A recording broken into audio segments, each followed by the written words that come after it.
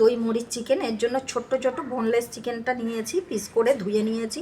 এর মধ্যে দেবো কিছুটা মরিচের গুঁড়ো। 100 গ্রাম চিকেন ছিল, একদম ছোট্ট ছোট্ট করে নিয়েছি। আর গোলমরিচটা আমি দিলাম 1 চামচ। এবার 100 গ্রাম টক দইটা আমি জল ঝরাতে দিয়েছিলাম, দেখুন এক্সট্রা জলটা বের হয়ে গেছে। এবার এর মধ্যে আমি দিয়ে দেব, ভালো করে মিশিয়ে নেব। এর মধ্যে দেবো অল্প একটু আদা রসুনের পেস্ট দিয়ে দিলাম। আপনারা এই রেসিপিটা একবার বানিয়ে খাবেন, এই গরমের দিনে বেশ ভালো লাগে।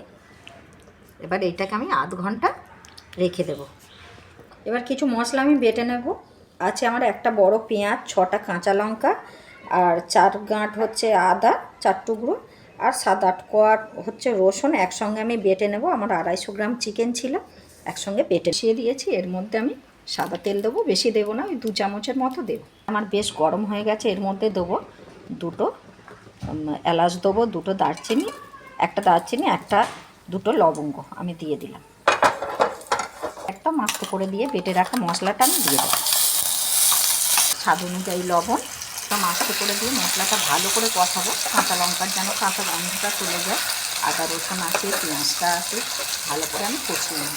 কাঁচা গন্ধ চলে গেছে। এবার এর মধ্যে চিকেনটা দিয়ে দেবো, ভালো করে মিশিয়ে নেব, নাড়াচাড়া করে কষাবো।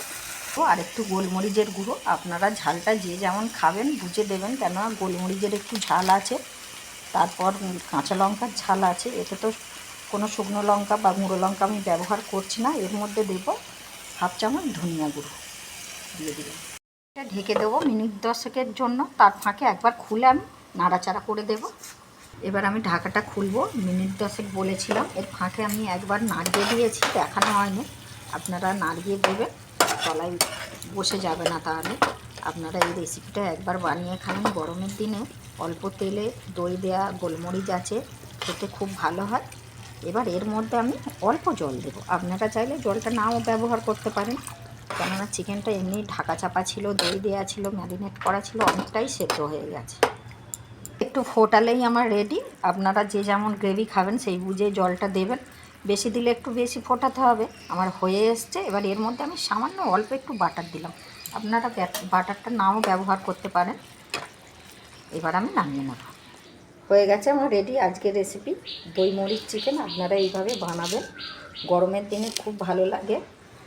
আর কেমন হয়েছে কমেন্টে কিন্তু জানাতে ভুলবেন না। ভালো লাগলে লাইক কমেন্ট একটা শেয়ার করবেন। রাখলাম, আবার দেখা হচ্ছে কোনো এক ভিডিও নিয়ে আসছি। ধন্যবাদ।